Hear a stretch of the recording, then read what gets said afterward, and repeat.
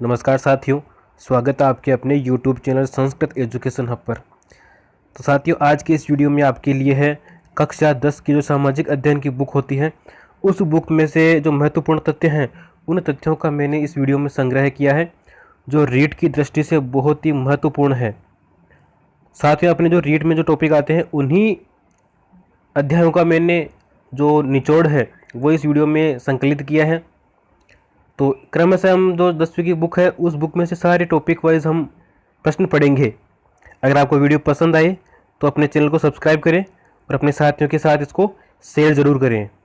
देखते हैं ये जो अनुक्रमणिका है कि कक्षा 10 की है। इसमें पहला अध्याय दे रखा है स्वर्णिम भारत। स्वर्णिम भारत है 1206 तक, प्रारंभ से लेकर के 1206 ईस्वी तक है। और द्वितीय अध्याय है संघर्षशील भारत, जो कि 1206 ईस्वी से 1757 ईस्वी तक है। तो इस प्रकार से सारे टॉपिक हैं जो अपने रीट में लगते हैं, उन सारे टॉपिकों को हम क्रमशः पढ़ते जाएंगे। ठीक है, तो आज हम शुरुआत करते हैं अपने पहले अध्याय से, जिसका नाम है स्वर्णिम भारत, प्रारंभ से 1206 ईस्वी तक। तो आज का ये अपना पहला टॉपिक है, पहला अध्याय है, जिसके महत्वपूर्ण प्रश्न हम पढ़ने जा रहे हैं। स्वर्णिम भारत, प्रारंभ से 1206 ईस्वी तक। तो इसका जो कि पहला प्रश्न है, समुद्र पार भारतीय द्वीपों को प्राचीन काल में किस नाम से जाना जाता था? जो समुद्र पार भारतीय द्वीप हैं उन द्वीपों को प्राचीन काल में किस नाम से पुकारते थे? तो इसका जवाब हो जाएगा द्वीपांतर। द्वीपांतर के नाम से उसको पुकारते थे। अगला प्रश्न है, किस बौद्ध ग्रंथ में भारत के 16 महाजनपदों का उल्लेख मिलता है? साथियों, ये जो प्रश्न है ये बार बार रिपीट होता है। पिछली बार भी जो 2017 में रीट हुई थी उसमें उस एग्ज़ाम में सेम टू सेम ये प्रश्न पूछा गया था, ऐसे के ऐसे ही। यानी किस बौद्ध ग्रंथ में भारत के 16 महाजनपदों का उल्लेख मिलता है? तो इसका जवाब हो जाएगा अंगुत्तर निकाय। अंगुत्तर निकाय में जो भारत के 16 महाजनपद हैं उन जनपदों का उल्लेख मिलता है।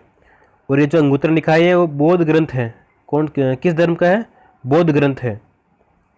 अपना अगला प्रश्न है, महाजनपद काल की अवधि कौन सी मानी जाती है? जो महाजनपद काल है उसकी अवधि कौन सी मानी जाती है? तो इसका जवाब हो जाएगा 600 ईस्वी से लेकर के 325 ईसा पूर्व तक, ये काल है महाजनपद काल का। अगला प्रश्न है, चौथा नंबर है, महाजनपद व्यवस्था में कितने प्रकार की शासन प्रणाली विद्यमान थी? जो महाजनपद व्यवस्था थी उसमें कितने प्रकार की शासन प्रणाली विद्यमान थी? तो उसका जवाब हो जाएगा 2 प्रकार की। 2 प्रकार कौन कौन से? एक तो राजतंत्रात्मक और दूसरी थी गणतंत्रात्मक। बढ़ते अपने अगले प्रश्नों की ओर। साथियों, ये प्रश्न बहुत ही महत्वपूर्ण है रीट एग्जाम की दृष्टि से। तो आपको अगर पसंद आए तो अपना जो चैनल है संस्कृत एजुकेशन हब उसको सब्सक्राइब जरूर करें प्लीज़। बढ़ते अपने अगले प्रश्नों की ओर। अपने अगला प्रश्न है प्रश्न नंबर 5, महाजनपद काल में कौन से राजतंत्र शक्तिशाली की श्रेणी में थे? यानी कि जो महाजनपद काल है उस काल में ऐसे कौन से राजतंत्र थे जो अत्यधिक शक्तिशाली थे, जो शक्तिशाली की श्रेणी में थे? तो ऐसे 4 जनपद थे, कौशल, वत्स, अवंती और मगध।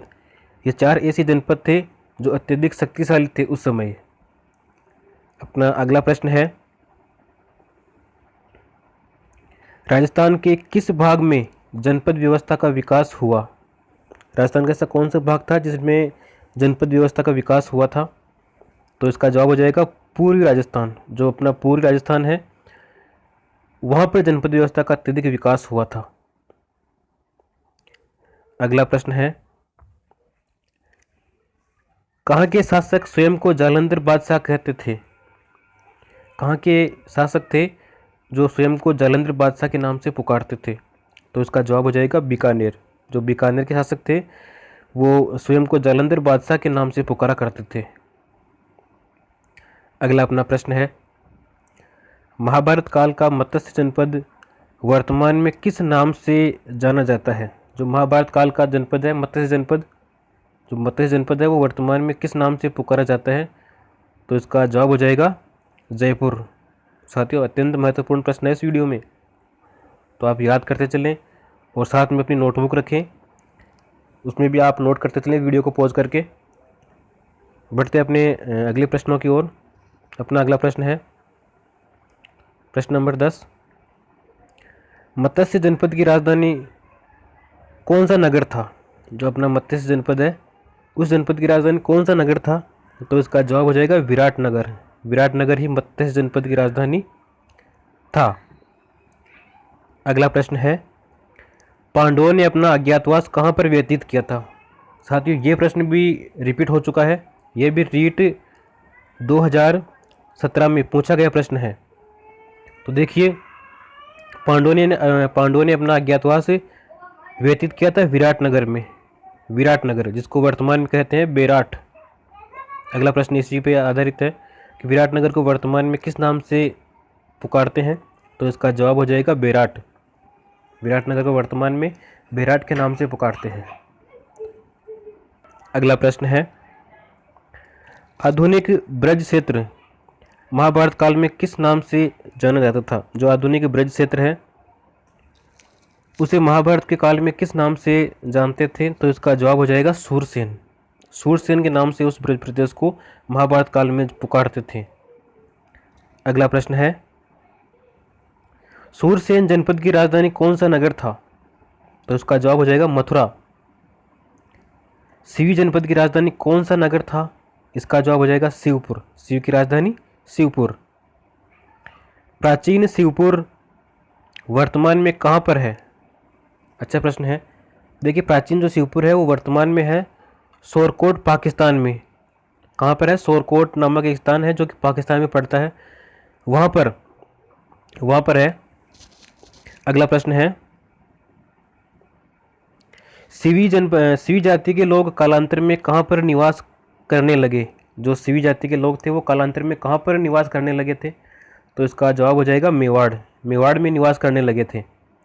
अपना अगला प्रश्न है राजस्थान में सिवी जनपद की राजधानी कौन सा नगर था? राजस्थान में जो सिवी जनपद है उस जनपद की राजधानी कौन सा नगर था प्राचीन समय में? तो इसका जवाब हो जाएगा नगरी। नगरी चित्तौड़गढ़। ठीक है, बढ़ते अपने अगले प्रश्नों की ओर। अगला अपना प्रश्न है गणतंत्रात्मक शासन प्रणाली के तहत चुने गए प्रतिनिधि कहाँ से शासन संभालते थे? तो इसका जवाब हो जाएगा संथागार से। संथागार से जो चुने हुए प्रतिनिधि थे वो अपना शासन संभालते थे। अपना अगला प्रश्न है संथागार में प्रतिनिधि द्वारा अपना विचार देना क्या कहलाता था? तो इसका जवाब हो जाएगा अन्यू विरोध। क्या कहलाता था? अन्यू विरोध कहलाता था। अपना अगला प्रश्न है जनपदों की सबसे बड़ी सभा को क्या कहते हैं? जो जनपदों की सबसे बड़ी सभा है उस सभा को क्या कहा जाता था? तो जवाब में आ जाएगा संथागार। जो जनपदों की सबसे बड़ी सभा थी उस सभा को संथागार के नाम से पुकारते थे प्राचीन समय में, महाजनपद काल में। अगला प्रश्न है नंदवंश का अंतिम राजा कौन था? तो ये तो पता ही होगा, नंदवंश का अंतिम राजा था गणानंद, जिसको मारा था चंद्रगुप्त मौर्य ने। ठीक है, बढ़ते अपने अगले प्रश्नों की ओर। अपना अगला प्रश्न है मौर्य वंश का संस्थापक कौन था? तो मौर्य वंश का संस्थापक था चंद्रगुप्त मौर्य। कौन था? चंद्रगुप्त मौर्य था। अपना अगला प्रश्न है चंद्रगुप्त का गुरु कौन था? तो चंद्रगुप्त का गुरु था कौटिल्य, जिसको चाणक्य भी कहा जाता है, और इसका एक नाम और है विष्णुगुप्त, इसको विष्णुगुप्त भी कहा जाता है। अगला अपना प्रश्न है चंद्रगुप्त ने किस यूनानी योद्धा को पराजित किया था? जो चंद्रगुप्त था उसने किस यूनानी योद्धा को पराजित किया था? तो वो योद्धा था सेल्यूकस निकेटर, जिसका समय था 305 ईस्वा पूर्व, और यह सेल्यूकस निकेटर था। इसकी पुत्री से चंद्रगुप्त मौर्य ने विवाह किया था, जो कि भारतीय इतिहास का पहला अंतर्राष्ट्रीय विवाह था। सेल्यूकस निकेटर की पुत्री थी एक हेलेना, जिसका नाम था हेलेना उसका नाम था, जिससे विवाह किया चंद्रगुप्त मौर्य ने, और यह भारतीय इतिहास का पहला अंतर्राष्ट्रीय विवाह माना जाता है। तो बढ़ते हैं अपने अगले प्रश्न की ओर। अपना अगला प्रश्न है भारत का पहला शासक कौन था जिसने विदेश में विवाह किया था? साथ ही मैंने अभी बताया था आपको। तो भारत का वो पहला शासक था जिसने विदेश में विवाह किया था, वह था चंद्रगुप्त मौर्य। कौन था? चंद्रगुप्त मौर्य था। अपना अगला प्रश्न है, मेगस्थनीज किसके दरबार में राजदूत के रूप में आया था? जो मेगस्थनीज था वो किसके दरबार में राजदूत के रूप में आया था? तो इसका जवाब हो जाएगा चंद्रगुप्त। चंद्रगुप्त मौर्य जो है उसी के दरबार में ये मेगस्थनीज राजदूत बनकर आया था। अपना अगला प्रश्न है,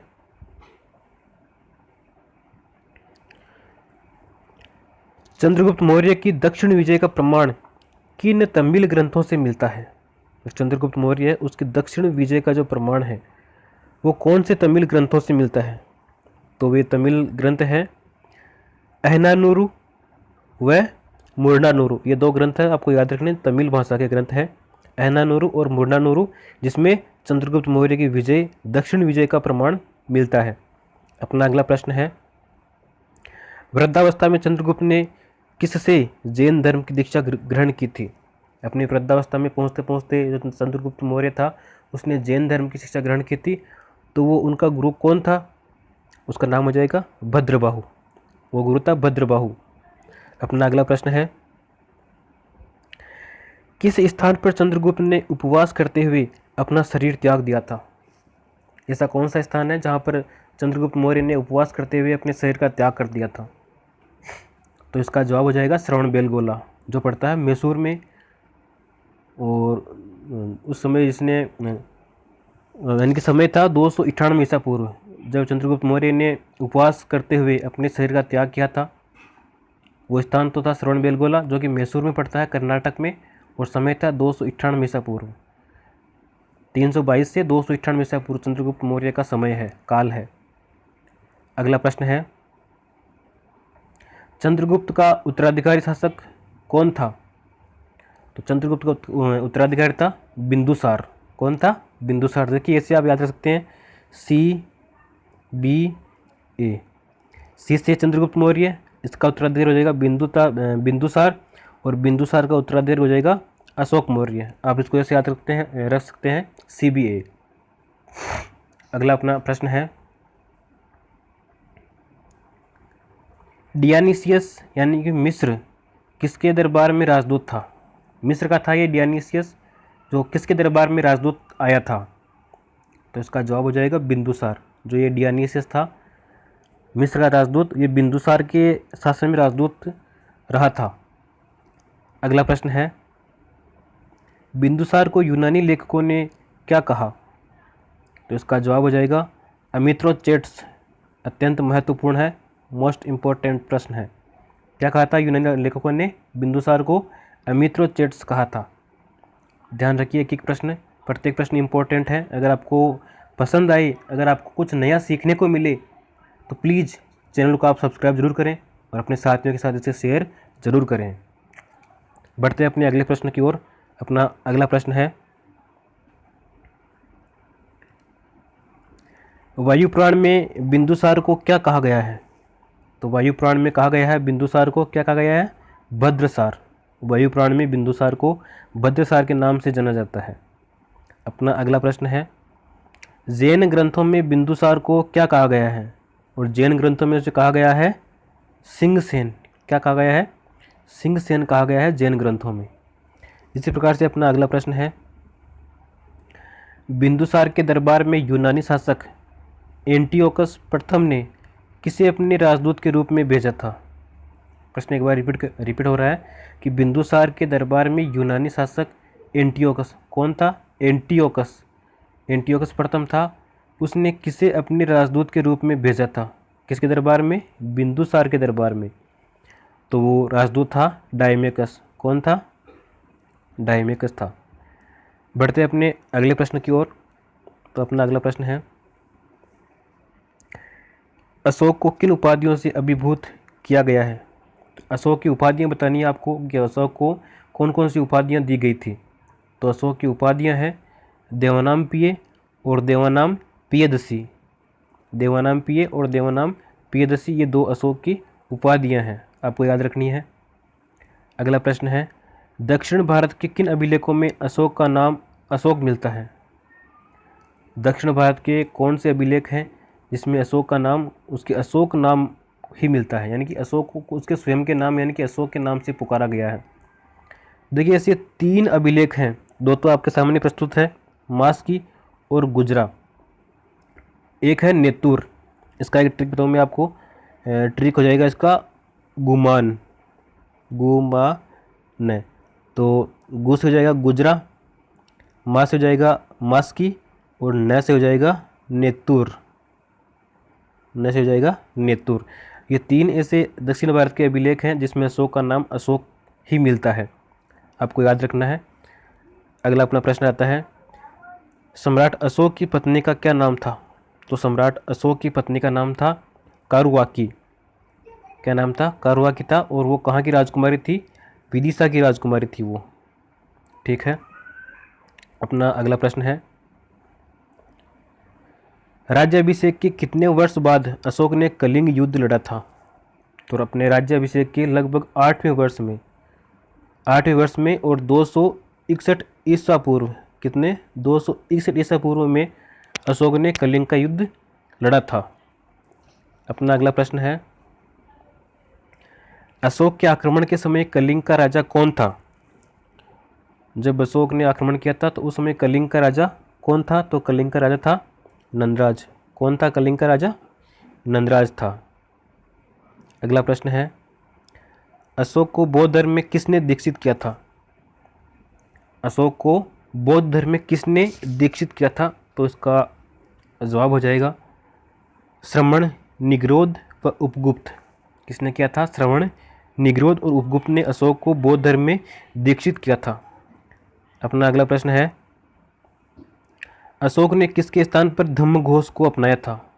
साथियों प्रत्येक प्रश्न महत्वपूर्ण है, मैं आपसे पुनः गुजारिश करूंगा कि आपको इसमें से एक भी प्रश्न अगर नया मिले या अगर आपको कुछ नया सीखने को मिले तो अपने इस चैनल को प्लीज़ सब्सक्राइब करें और अपने साथियों के साथ शेयर करें। साथियों आपके लाइक और सब्सक्राइब से हमें मोटिवेशन मिलता है और आपके लिए और भी बेहतरीन वीडियो लेकर आते हैं। तो साथियों आप इतना सा काम जरूर करें। तो इसी उम्मीद के साथ बढ़ते हैं अपने अगले प्रश्न की ओर। अपना अगला प्रश्न है, अशोक ने किसके स्थान पर धम्मघोष की स्थापना की थी या धम्मघोष को अपनाया था? तो अशोक ने भेरी घोष, जिसका मतलब होता है युद्ध के नगाड़ों की आवाज़, भेरी घोष का मतलब होता है युद्ध के नगाड़ों की आवाज़ के स्थान पर धम्मघोष को अपनाया था। ठीक है, अपना अगला प्रश्न है, बौद्ध धर्म स्वीकार करने से पहले अशोक किसका उपासक था? जब अशोक ने बौद्ध धर्म स्वीकार किया था तो उससे पहले वह किसका उपासक था? किसको मानता था? किसको अपना इष्ट देव के रूप में पूजा करता था? तो इसका जवाब हो जाएगा शिव। बौद्ध को स्वीकार करने से पहले अशोक शिव का उपासक था। अपना अगला प्रश्न है, प्रश्न नंबर 45। क्या हो रहा है इसको? हाँ, तो सम्राट अशोक ने किसे अपना गुरु बनाया? सम्राट अशोक जो था उसने किसे अपना गुरु बनाया था? तो इसका जवाब हो जाएगा मोगली पुत्र तिस को। सम्राट अशोक ने मोगली पुत्र तिस को अपना गुरु बनाया था। इसी प्रकार से अपना अगला प्रश्न है, सम्राट अशोक ने अपने जीवन में कितनी बार धम्म यात्रा की थी? सम्राट अशोक ने अपने जीवन काल में कितनी बार धम्म यात्रा की थी? देखिए सम्राट अशोक जो था उसने अपने जीवन में 2 बार धम्म यात्रा की थी, बोध गया और लुम्बिनी या फिर कपिलवस्तु की। तो ये आपको ध्यान में रखनी है, कितनी बार की थी? 2 बार की थी। अपना अगला 47 नंबर प्रश्न है, अशोक ने स्वयं को क्या कहा है? बहुत ही महत्वपूर्ण प्रश्न है। तो अशोक ने स्वयं को क्या कहा था? बुद्ध शाक्य कहा था। अशोक ने स्वयं को बुद्ध शाक्य कहा था।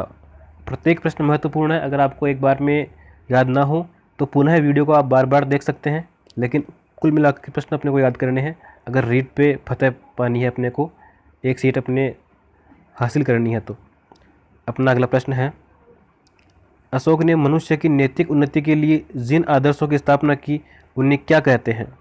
अशोक ने मनुष्य की नैतिक उन्नति के लिए जिन आदर्शों की स्थापना की थी उन्हें क्या कहते हैं? तो वह आदर्श हैं धम्म, उन्हें धम्म के नाम से जानते हैं। अपने अगले प्रश्न है,